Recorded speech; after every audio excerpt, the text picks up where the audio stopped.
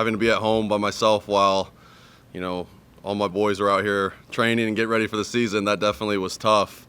So I was very excited to be back and playing baseball again and to be with everybody. So, I can't really put it into words right now because being at home for 2 weeks straight is tough for sure. Joey, I know it had to have been frustrating. The testing process, the uncertainty. I think we're all kind of dealing with that right now. How do you feel now as far as the testing process is concerned and just kind of it's not 100%, right? Uh-huh. Yeah, I mean, it was a strange process to go through.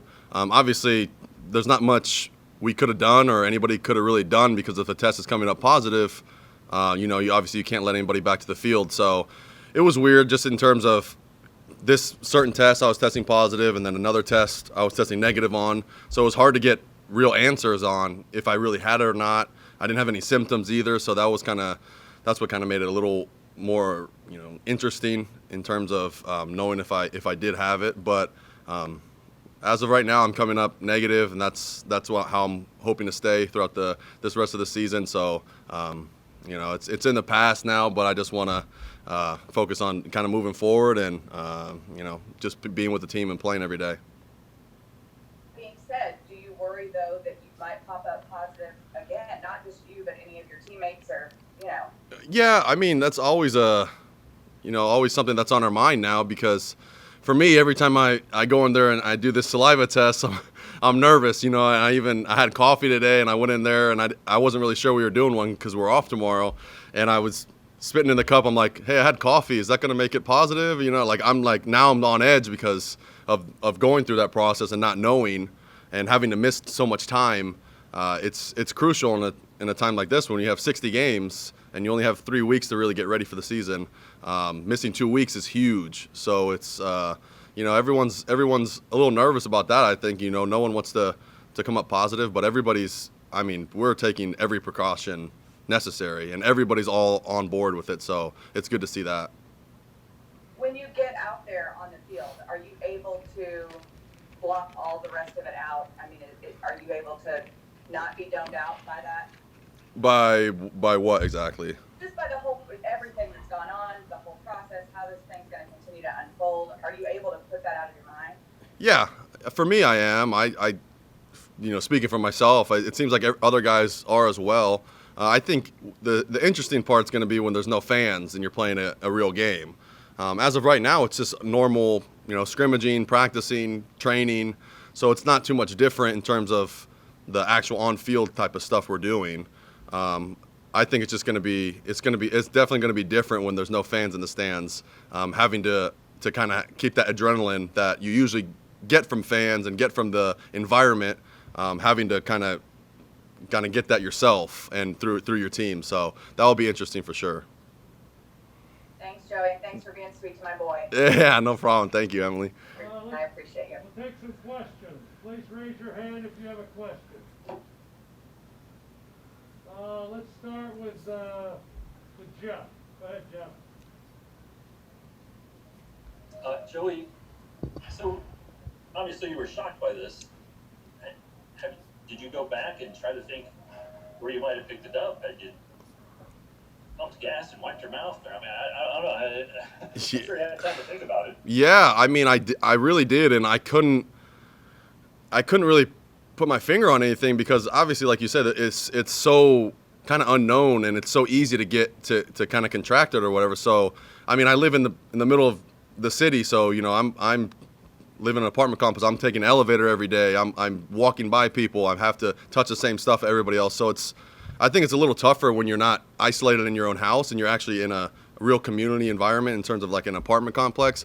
Not to say that's where I got it, but I don't know where else I could have really gotten it. Or I was with my family that weekend and they didn't get it. So it's kind of definitely a strange thing. But I have no idea. I wish I did. Trust me, because it kept me up at night. You feel like you're behind? A little bit, but I trained really hard throughout the quarantine. Like I said, I had no symptoms. I felt completely normal. I felt great, you know. So I trained as much as I could. I hit on the tee as much as I could. I did everything I possibly could for when I got back here. I was able to hit the ground running in terms of the physical load. And I think definitely the coaches were a little surprised how in shape I was, but I didn't want to. I knew I only had a certain amount of time. I had to make the most of being in quarantine by myself. I didn't want to just lay in bed because I had no symptoms for 2 weeks and then show up and be like, all right, let's play. I know that's not going to work. So I feel pretty good, but I obviously, baseball-wise, I am a little behind, but I don't think it's anything that's going to, cost me too much. Okay, thanks. Yep. Other questions, please? Raise your hand. Go to TR. Joey, what do you need to do to be Major League ready for opening day? I think for me, it's just getting at bats, getting as many at bats as I can, playing in the rest of the games that we have. That's the plan. I told Woody, I wanted to play today and yesterday, and they wouldn't let me because I've been out for 2 weeks. But I'm going to be playing Monday. When we get back, I'm going to be playing every day, and I'm going to try to play every inning I really can because I just need as many reps, baseball-wise, as possible. Physically, like I said, I feel great. I'm in great shape. It's the baseball aspect is tough to get into, and that's why you have usually in spring training 6 weeks. So having 2 weeks is going to be different for me, but it's like I said, I don't think it's anything that's going to cost me too much.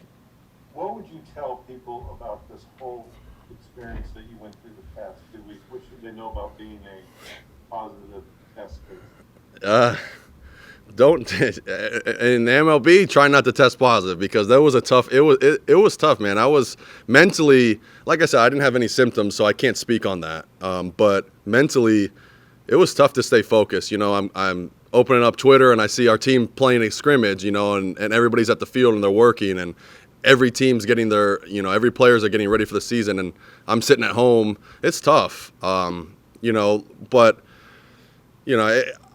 it seems like a lot of guys, from what I've heard, the guys who have gotten infected throughout the league, or they have more symptoms than I do. So I can't, like I said, I can't speak on that. I felt completely fine. I didn't have any symptoms, but for me, it was more mentally. It was tough to just to be away from the game that I loved and not being able to be with my team.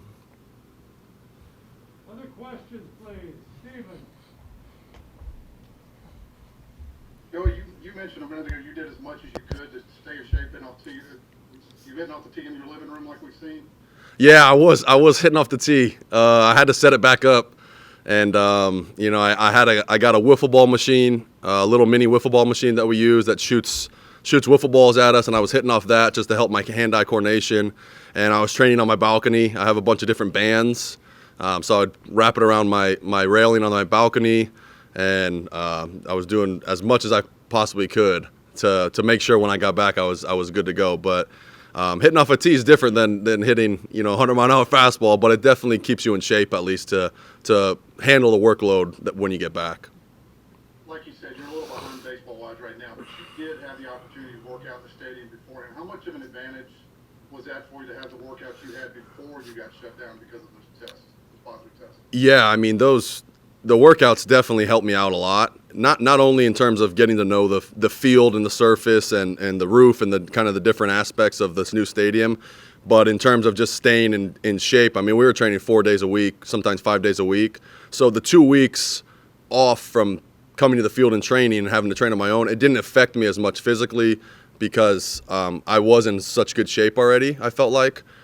So that definitely was huge, and that's why we had a group of guys that just wanted to keep training because we didn't know when the season was going to happen, if it was even going to happen. So for us to train 4 or 5 times a week still, not knowing if we're going to even play, it's a commitment. It says a lot about our team and our commitment to the game and winning. So it definitely helped a lot. Yep. Other questions, please? Let's go to Sam. Hey, Joey, I'm curious. Obviously, it kind of seems like there's a little bit of confusion if you actually did have COVID. Did you take an antibody test afterwards? Sorry, it looks like you got muted. No, I haven't. I've taken the finger prick antibody test, and they said that it's kind of harder to get a read on it. It said I don't have any, but I want to know, so I'm probably going to do one of them they take blood from your arm, and it's more of a reliable test to tell. So I'll probably do that at some point just to make sure, and if I did have it or not, it's kind of more for me mentally. But as of right now, it didn't say I had any. So from the test that I took from the little kit, it's harder to read that one. On a separate note, I'm curious because you kind of mentioned just playing in front of no fans, and you were here yesterday when they had the kind of the loudspeaker with the fan noise and all that. What do you think of that experience and kind of how it plays? Well, I wasn't out there, so I didn't get to experience that.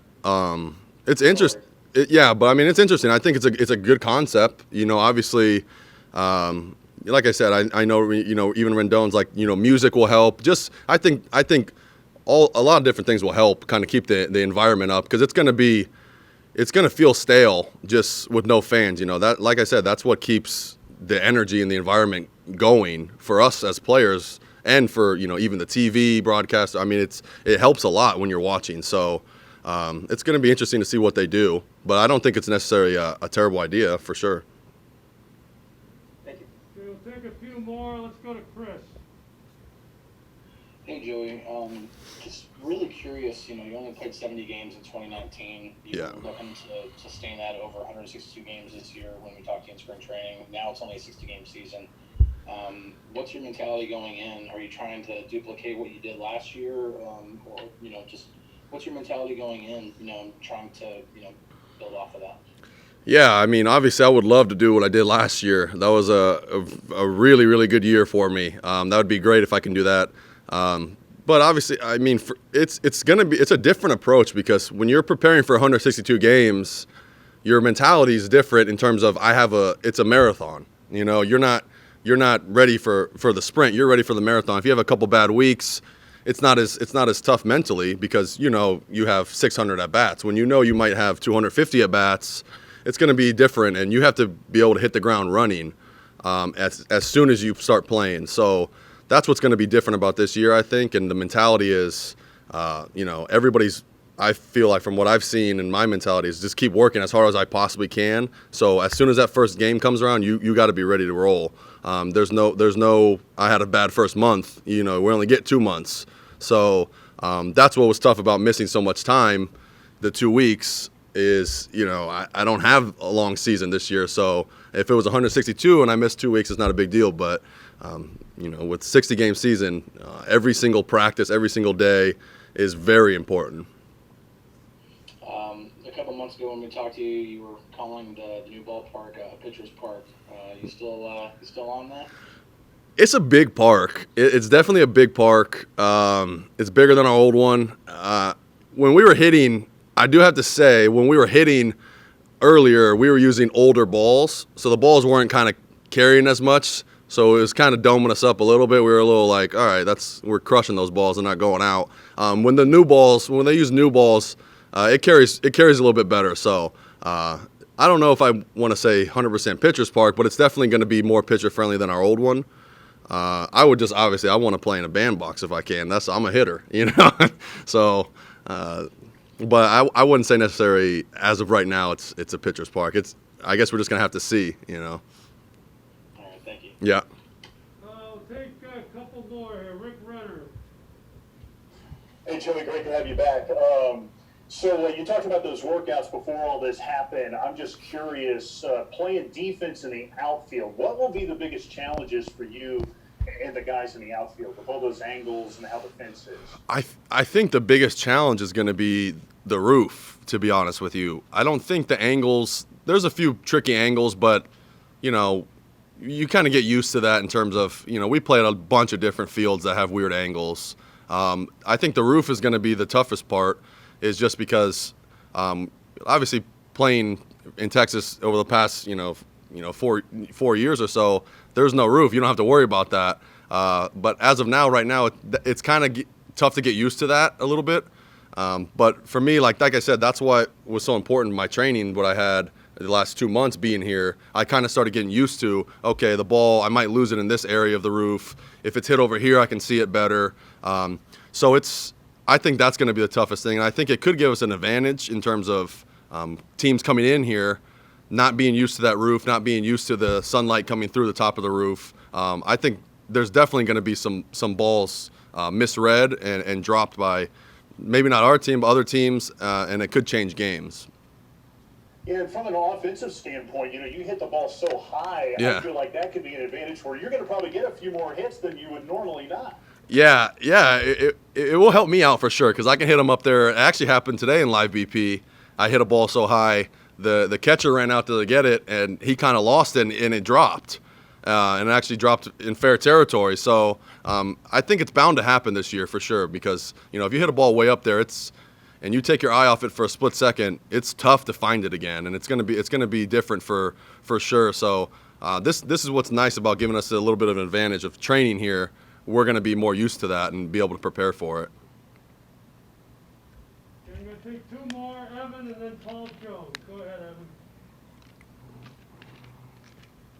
Hi, Joey. So I just want to double check this. In your heart of hearts, do you believe that you had the coronavirus? I honestly, I wish I had an answer, and I know that's like the cliche answer and deflecting, but I don't know. I really don't know because there's so many different signs, and I came up positive, so you assume I'm positive, but like I said, I didn't have symptoms. I didn't infect anybody else. I tested negative on a nasal.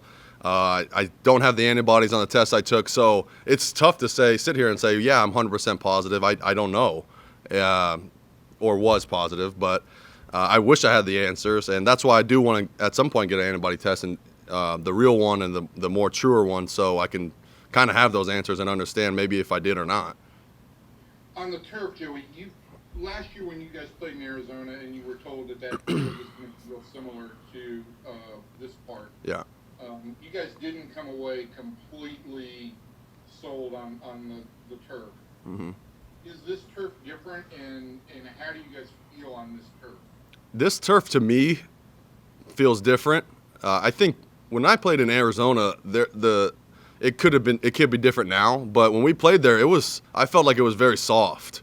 It was kind of mushy, so I felt like when I was planting, when I was running, I was kind of sinking in. This turf does not feel like that, and I'm not just saying that because it's our team, and I'm saying that because it really doesn't. It feels very normal, and it's easy to run on, and I actually like it a lot. So I'm very surprised, because obviously, growing up and playing on grass, that's kind of what you want, you want to play on. But this turf is really good, and I don't think it's going to cause any problems. So it does. Like I said, it definitely feels different than the one they had in Arizona. I think maybe we were a little more prepared and we learned from it because they were kind of the first team to have that turf. But ours it's a lot harder. It's a lot easier to run on for sure, and my legs don't get as sore quicker. And the last thing is this, Joey. 10th inning game, 10th inning here, new rules. Yeah. You come out, you're the first batter in a home game. Teams tied 4-4 in the 10th inning. You ever expect to bunt in that situation? I think. You're the leadoff hitter. Yeah, it definitely depends on the situation. There's a whole lot of different situations, and we actually had the meeting. We were talking about it yesterday. Woody had a meeting with every group, and we talked about it a lot. Hey, if there's a shift on and you can get an easy one down, if you're not comfortable in a matchup against a pitcher, you're going to be playing for a run. So I'm playing to win. I know, there's a misconception in terms of I'm trying to hit home runs every at bat. I'm this type of player. I'm greedy. I'm playing to win. So if bunting is going to help us win a game, I'll bunt. I have no problem with that. Thank you, Joey. Yeah. I appreciate it. Paul, you got the last question. Go ahead. Okay, I think I just unmuted myself. Hey, Joey, great to see you, man. One last question about the whole, did you have it, didn't you have it? So glad that you're back. Before all of this went down, were you a big mask guy, wearing it out all the time, or are you now more of that? I mean, how did that evolve? I'm sure you took it very seriously, but some people still just don't like to wear masks. Yeah, I mean, I was wearing a mask when I needed to. I didn't really go out and do too much, because we were training. I was training here with our team, so we didn't want to put anybody here or their families at risk. So I didn't really do too much. I didn't leave the apartment very much. I order food. There's days, I literally would just come to the field and go home and just stay home the whole day, order food or whatever. So I wasn't out too much. But so to answer your question, I mean, when I needed to wear it, yeah, I wore it. And obviously now I wear it everywhere in the clubhouse and out. So. Awesome. Thanks for your time. Yeah. Really appreciate it.